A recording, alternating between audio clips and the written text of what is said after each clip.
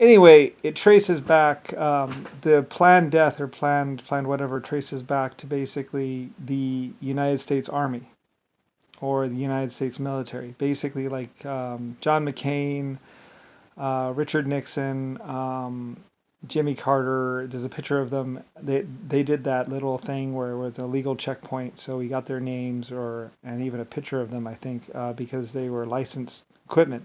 You know, when they were like 20 years old, they were licensed equipment, and anyone who got equipment from me or worked for me, you know, you get a picture of the truck and the equipment, and it's standard. You know, so there's a picture of them next to their tractor or next to their tank. You know, any tank, even a horse practically. If you got a horse from me, because a lot of people were selling the horse and then coming back in and re-enlisting and then just changing their name. So we started taking pictures of them, and we'd put that up on the wall. And you know, and so when they report it, it's like, oh wait, you already came here. You already got your horse and gun. Where's your gun? You know, so a lot of people are like, oh man, thought I was going to come up. The horse was worth quite a bit. So you know, and they wanted to get another gun. So we started doing that at probably around 1910 or something like that, and all that. And so like, you know, it's this massive fraud and massive thing that actually led to the poisoning and killing of a lot of people. Like I said, they caught him somewhere in Vietnam, or before that, they were trying to. They had taken the tabs off, and I had the first tabs because it was a problem. You know, tampering stuff. Maybe I might have been doing it just because I forget. I think I had some problems, and we didn't know if someone tampered. We didn't know where it tampered because somebody got sick.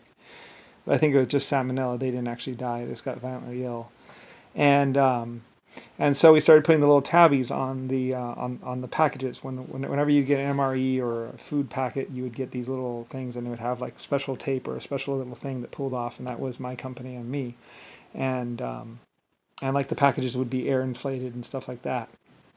So anyway, so someone pulls aside, catches these two guys with this long extension cord up there in the back of one of the trucks, going with a hairdryer, trying to get the tab to restick in the military. So they get a write up, of course, tampering with it, and I don't know. I think it went through, and it turned out to be poison again, and this time someone died. So then. And the guy remembered, and he pulled off the thing because remember how he wrote up those people, and that guy died too. They were killing all these people, cleaning up the mess, and later on, and then they do it again, and this before the guy dies though. They do it again, and the guy catches them again because he knows they already did it once. So he waits for the next truck, and he catches them in the act again, and then he sends that one in, and sure enough, it is poisoned or whatever with some sort of disease or something like that. Anyway, we track it back to the disease lab that's Unit 731, and they try and blame the Chinese and try and get the Chinese to confess to the crime, but it's actually it's actually like JFK or John McCain or someone. There's write-ups for everyone during like between World War I and Vietnam or whatever. All this stuff was happening when we were first doing the food safe stuff. And China knows about my little tabbies because I think they was invented with them. They had the little tabbies that you put the tabby over, and then when you pull it up, it leaves like a strip or something like that, like a white strip or something like that, or a black strip. And because, you know, it only sticks once and then it pulls up. And then later on we developed tape where, like, you know, the tape will come off on sections. Because it's not really stuck, it's just kind of put on there, and then, you know, so it's not really holding it. So anyway, and that's where, you know, and that's another thing I invented, and we also do like was having done by then. You know, I have so much money that's just like I'm just having this done. Anyway, and then so all these people eventually get killed later on in mysterious deaths, and it's basically just Nixon and Jimmy Carter. Like they wanted to try. I don't know really. I mean, like I say, it's so convoluted and involved that it's just like, well, you know, and it led. We didn't know at the time that it was going to lead to them going to the main packing plant and poisoning. They poisoned my packing plant like 5 times. They said he's been here 5 times and he sprinkled that powder 5 times. But every single time they would sprinkle the powder or whatever, or use the eye drop. They use an eyedropper or a powder. it would go through my radiation machine, and they had no idea that one of the guys was like, "Yeah, I put it all over the damn thing." Ah, nothing. Anyway, when it went through, when it goes through the thing, it kills any bacteria. My machines were set up to kill any bacteria. Like they even set them a little higher, just in case. And we had already tested it with like Ebola and just about anything. So it was going through, and it was just basically like, "Oh, it's more seasoning," because it kills everything living, or something like that. So we track it down back. I guess it's Nixon or somebody. I don't really know. It's one of them. And they try and blame the guard, the Chinese guard. And he's like, "I didn't know. I didn't know." It's like, you didn't do anything. It wasn't you. We know it's not you. Who was with you? So we find out it was some general or somebody that was with him. Maybe General Rodney. Maybe Admiral Rodney was with him. Who knows?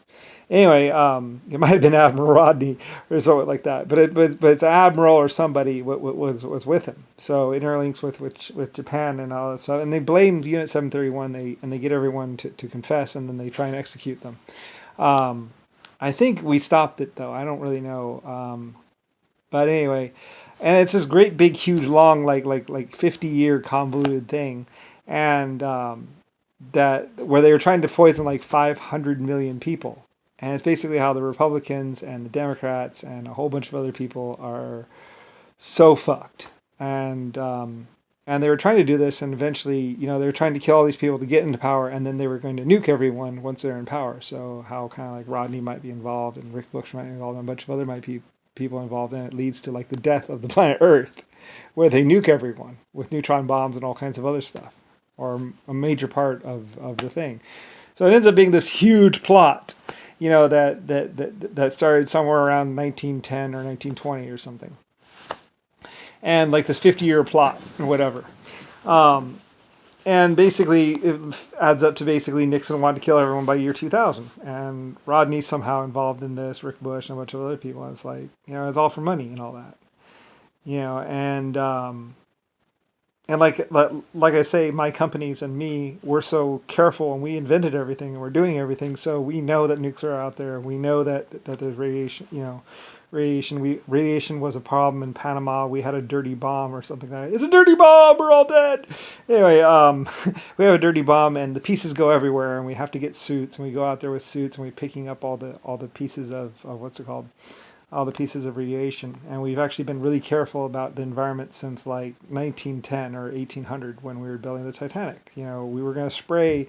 We were going to paint on lead, and we knew it was going to be a problem, so we started to spray it. And I think we might have actually even come up with a better paint besides lead for the what's it called. We also came up with like epoxy paint or something like that. It led to epoxy paint because the lead would peel off eventually. So I think on like the White Star ship or something like that, we eventually went with just epoxy paint, which is another big expensive thing that actually turns out to be this really, really huge money making thing because it's epoxy paint. It sticks to everything and it sticks forever. So, and because I was using lead for everything. And well, lead wasn't really made for the ships though. I mean, you could use it on a ship, but it wasn't really made for a ship. It was made for an aircraft and made for the wood expansion of the aircraft, because it didn't really stick that much. The aircraft could expand and contract, I think, without damaging it for a certain period or something like that. I forget the exact details or something like that. I don't really remember. It was a special paint we designed for the aircraft. Anyway, that was DuPont and all that other stuff. And then anyway, so for the Titanic, we're painting it, and I don't know if we actually use lead or we use this other kind of paint that's a little bit different. It might be polyester paint,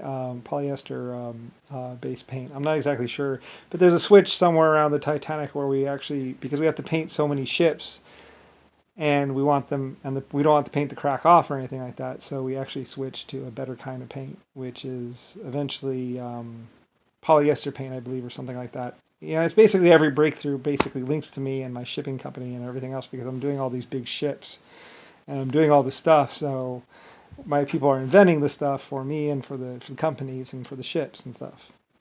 It's basically where I'm this hugely rich person and actually the creator of 800 Galaxies. So anyway, yeah, crazy, right?